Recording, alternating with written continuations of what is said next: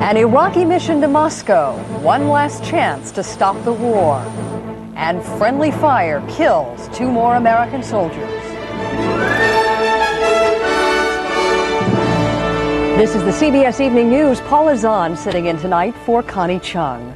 Good evening, everybody. Iraq's foreign minister arrived in Moscow tonight for what looks to be the final attempt to head off a bloody Gulf ground war. One report today said the land battle could begin this week. And while he wouldn't be specific, the French defense minister said the time frame for an offense has already been decided. Anthony Mason in Moscow reports. It was past midnight when Tariq Aziz finally landed in Moscow after taking a long roundabout route through Iran to avoid Allied air attack. The Soviets have welcomed the Aziz visit and Iraq's sudden willingness to discuss withdrawal from Kuwait, but they are proceeding with caution. We have seen them make the first step. We don't know yet in which direction it is leading, in the direction of further propaganda campaign, or hopefully in the direction of bringing about peace in the region. We'll know shortly. Aziz offered no hints of what proposals he might have in his pocket, but Iraqi officials suggested complete withdrawal was not one of them. We are saying that we will defend Iraq, we will keep defending it, and we will never surrender unconditionally. The Soviets insist that Gorbachev, when he meets with Aziz tomorrow morning, will demand Iraq's unconditional withdrawal from Kuwait. European foreign ministers who met with Gorbachev this weekend were convinced the Kremlin does not have its own agenda. We have not discerned any slightest difference between the Soviet position and ours. What the Soviets do want is to prevent the complete destruction of a country which, until the Kuwaiti invasion, was their strongest ally in the Middle East. While criticizing the Iraqi government, they continue to keep their Baghdad embassy open. And Western diplomats say if anyone can provoke a shift in Iraqi policy, the Soviets can. Anthony Mason, CBS News, Moscow.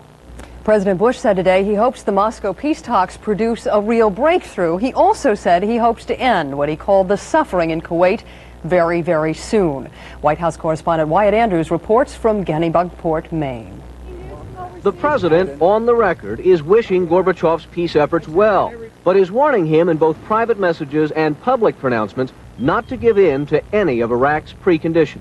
President Gorbachev, who's been in touch with me about this, is trying very hard to seek an end to this conflict, but he knows very well that the objectives spelled out by the United Nations, and the Soviet Union was an important part of this, must be met in their entirety. The administration believes Saddam's offer to leave Kuwait is more an effort to see what kind of deal he can get instead of a true signal he wants peace.